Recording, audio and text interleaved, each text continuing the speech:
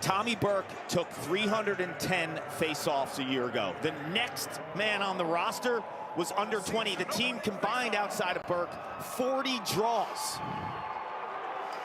Henry Dodge is going to take this face-off for Vermont. We may see as many as 3 different face-off specialists for the Catamounts. And Mason Kohn, the transfer from Tufts, takes the draw for Syracuse and a violation on the opening draw, but we are underway here on the ACC Network. The 2024 college lacrosse season is upon us. First possession of the day to the Catamounts.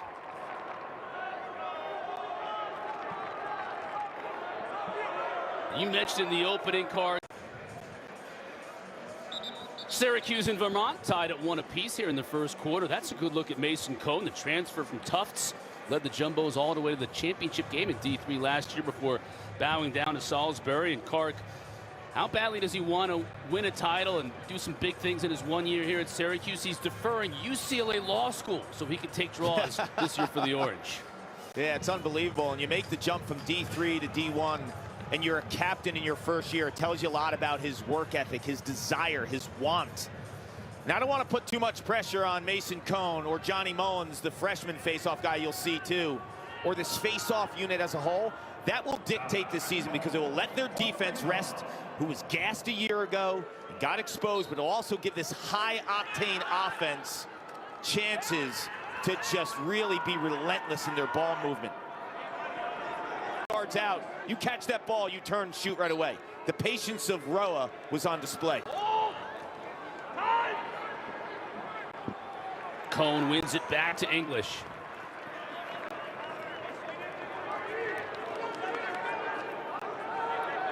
And now Sam English will slow things down, get it to Finn Thompson. First time we've really mentioned 23 in white. Over the years, and the chemistry. And I'm so impressed with Christian Mullet's assorted type game. You saw him score inside right away for the first goal for Syracuse, and then that pass. That's what he did last year at Lehigh, where his game kind of skyrocketed. His vision. Early in his career at Lehigh, he was kind of a finisher, goal scorer, became an elite passer. Stevens tried to, not sure if that was a shot or a pass. Henry Dodge has taken every draw for Vermont. Violation against Dodge, and that's going to be a penalty because that's his 3rd of the first half already. Yeah, and here's the bad news. It's still the first quarter, so every violation after will result in a 30. You're not going to play on this offense. Christian Mullet understands that. He will flow with this unit. Walter Zhao now taking this face-off for Vermont, and Kohn wins it clearly.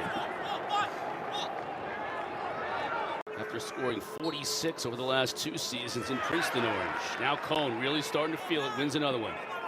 You realize how hard of a finish that is, right, Cotter? Catch, turn away from the goal, locate the goal, all within a fraction of a second, and fake the goalie and can it. And it was the no-look pass that faked everybody out and almost faked out Stevens too. Yeah. English, his turn. Yes, he finishes. So both Princeton transfers, back-to-back goals. First Stevens, now English.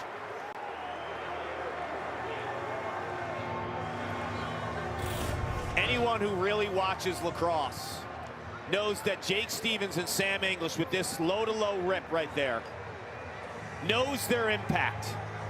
Because they could score a goal or two, but they could impact the game in so many different ways. Wings on face-offs, playing defense, playing extra man. You cover the PLL on ESPN. Zach Currier is the unicorn of all midfielders because he does everything. In the college game, it's very specialized. These two are different because of everything they do, and they have an above-average skill set in every category, which makes them completely different. Ball gets lost, no one can find it, straight up in the air. And now the chase ensues, going to go out of bounds to Syracuse.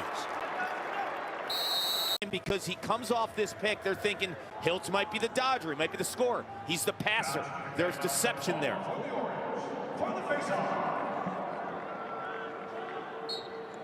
The freshman John Mullen taking this draw for Syracuse, and he wins it. You know what you'll love? with Mullins as Carter Rice comes down. You'll love this, Cotter.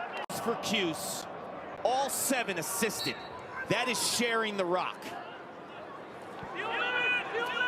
Kohn back at the dot, going up against Dodge. Loose ball in the middle of the field. Kohn had a shot, couldn't pick it up. Now we're going to get a loose ball push. It's going to go against Syracuse. Looks like Kohn got a push in the back. Vermont, opportunity to go quickly here, down 7-2. My old coach, Roy Simmons, was a Silver Fox as well. Would slick it back. He'd wear the hat game day, though. Even indoors. Yep. Okay. He got him before he scored, so it is a face-off. But Vermont on the extra man. But Fenix just showed crazy wrist strength there. Good opportunity here for Vermont. Claw their way back into this game. Got to win this draw, though. It's up to Henry Dodge. Wins it to a teammate. Vermont on offense with the man up for a minute. Yeah, but the location is perfect as well. So you're shooting off the defensive pressure, screen the goalie, and you pound the lower corner. Back to full strength. Syracuse up 4 in. Lefty pass to Spallina's one-timer. And if you look at his points and how long he's held the ball, it's a pretty good ratio, Cotter, right? He doesn't have the ball sticking in his stick. Oh, Syracuse fans will finally remember another. With pressure on him with both hands. That, to me, is a difference maker. Get a hold. It's going to go against Kohn and Syracuse. Syracuse shooting 7 of 12 here in this second quarter. And it's the 10 turnovers by Vermont, right? So sloppiness in the clearing game, offensively, some unforced turnovers. You're young. You're going to take it on the chin early in the season. Bam, right to the lower corner.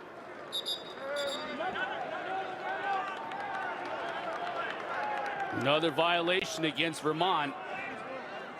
So it'll be another 30-second man up for the Cuse.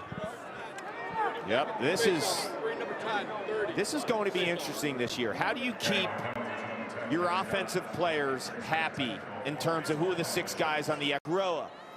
Guys like Hiltz, but Kellogg is a different beast because of how hard he shoots.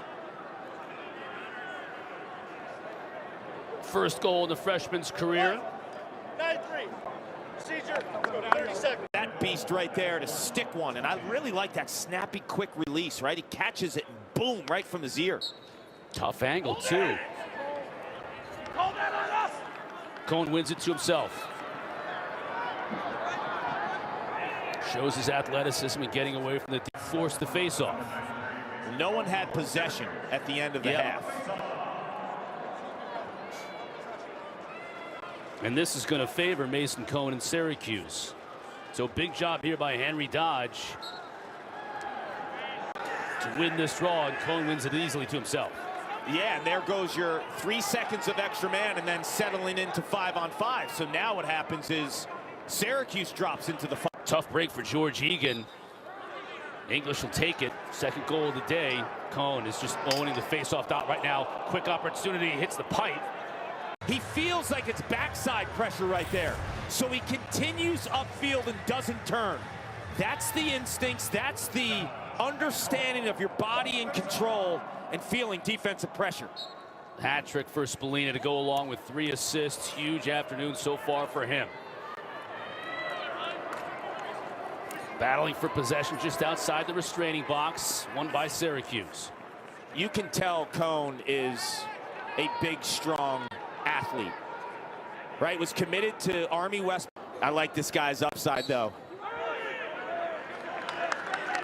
Old school midfielder, two-way guy, likes to get down the alley. Chris Fifes says he is a relentless worker, sticking his hand every single day. Channing blew him up, and while he's falling down after getting rocked, he has the presence of mind to find a spot near side to beat Egan.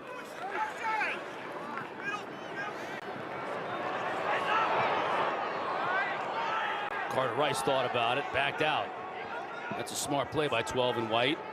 It's a dodging option, and the offense flows from one side to the other to give him the space he needs to operate. Haley with a couple today to go along with Whitaker's 2, leading scorers for Vermont. Yeah, this Colgate game, I mean, if you're Gary Gate, I don't mind early in the season going Saturday, Monday. To win a national championship, you have to play. So he's so patient, too. A lot of times when you have a shorty on you, it's rush mode. I got to make a couple quick moves. Hiltz is like, all right, I'm going to get you in slow-mo here. I'm going to put you to sleep with a nice roll, and I'm going to answer with this lever shot with just my wrists. He doesn't even have to beat his man when he shoots like that. You're going to get busted, and you're going to hurt your team. And if you get into a habit of doing this later on in the season in conference play, if you're Vermont, the America East, Syracuse, if you're in the ACC, you don't want that. You don't want that either. What you just saw there, Mason Kohn looked like he was holding his wrist, or hopefully that's just a banged and bruised up as and you hope that Fogos are the off season. Yeah, he had some difficulties. Mason Kohn may end up being the most important one because of their struggles at the face-off dot last year. He's had an impressive debut today, but kind of banged up on that last draw. And you know, face-off guys just get the heck beat out of them all year long. You got to have two guys. I mean, you really do, don't you? If you have big plans at the end of the year. Absolutely. I mean, Mason Kohn holds the keys to this season, and I hate to put so much pressure on him. And Johnny Mullins as well is only a freshman. You want him to kind of come around and grow organically under Mason Kohn. You hit it though, Cotter. Last year, Duke's Jake Nasa was the best face-off man in the country, but he took like 95% of the face-offs. And by championship weekend, he went under 50% in 2 games. And Duke took a shot to the head too, so it'll be a full-time 1 minute man up for Syracuse. There's a hold there. Yeah, a loose ball hold against Vermont. Your backups learn and understand that way of playing offense too. So it trickles down to the entire program and the DNA of the team. You're not going to see your starters play one way, and then some of these guys who are getting late game minutes play a complete terms of leading. Redshirt senior from New Fairfield, Connecticut, getting involved on the score sheet. There's Jake Titus, 81, another one of those transfers. 2-time